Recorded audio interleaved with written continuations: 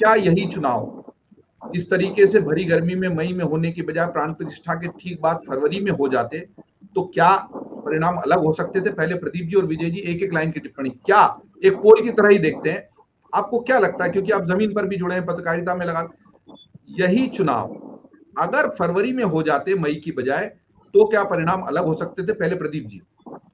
जी, निश्चित अलग हो सकते थे, क्योंकि अयोध्या वासियों को भी उस दौर में बहुत अच्छा लग रहा था। उनको इस बात का वो तमाम सारी नाराज़गी है, लेकिन फिर भी उनको ये था कि हमारी अयोध्या बदल तो गई है, देश दुनिया में हमारी अयोध्या का नाम हो रहा है, निश्चित तौर पर परिणामी असर पड़ता है। परिणाम अलग हो सकते थे अगर फरवरी में चुनाव हो जाते, तो ये एक बड़ा मैसेज है जिन लोगों ने चुनाव की प्लानिंग की उनके लिए। विजय जी, यही सवाल आपके पास, आखिरी सवाल इस लाइव का। जी बिल्कुल, मैं इत्तेफाक रखता हूँ इस बात से, और खुद बीजेपी के नेताओं से चर्चा में ये बात आई है कि चुनाव उस वक्त करा लेने चाहिए थे, और उस समय ये संभावना भी, ये चर्चा भी थी कि अब लगता है 6 महीने पहले या 3 महीने पहले अब चुनाव की घोषणा होने वाली है। शायद उसी के लिए ये प्राण प्रतिष्ठा का कार्यक्रम रखा गया है।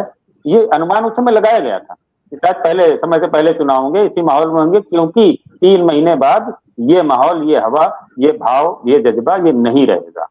लेकिन शायद वो कहीं चूक गए से समझने में, बजाय के फरवरी में तुरंत चुनाव कराने के बात ये की गई कि लंबे चुनाव किए गए, 7 चरणों के चुनाव किए गए, लंबे थका देने के। और जैसा हम कहते हैं, हमने अपनी टिप्पणी में भी कहा है कि लोगों की स्मृति कई बार छोटी होती है, और उस छोटी स्मृति में कई बार उनकी स्थानीय परेशानियां ज्यादा हावी होती है। जिस वक्त जो मनोभाव होता है उसको उसी वक्त अगर प्राप्त कर लिया जाए, कैप्चर कर लिया जाए, तो शायद परिणाम अलग आते हैं।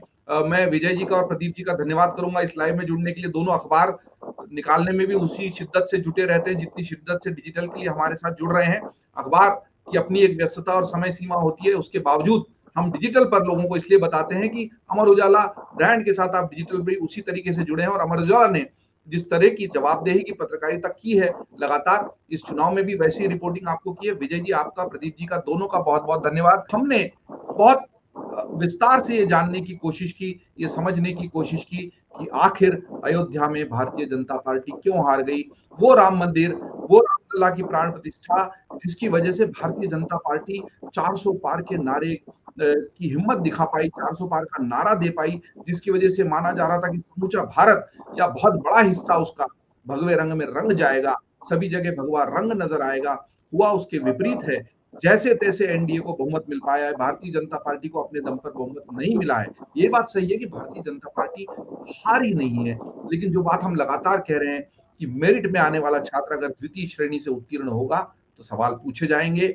सवाल सबसे बड़ा ये था कि अयोध्या में भारतीय जनता पार्टी क्यों हारी।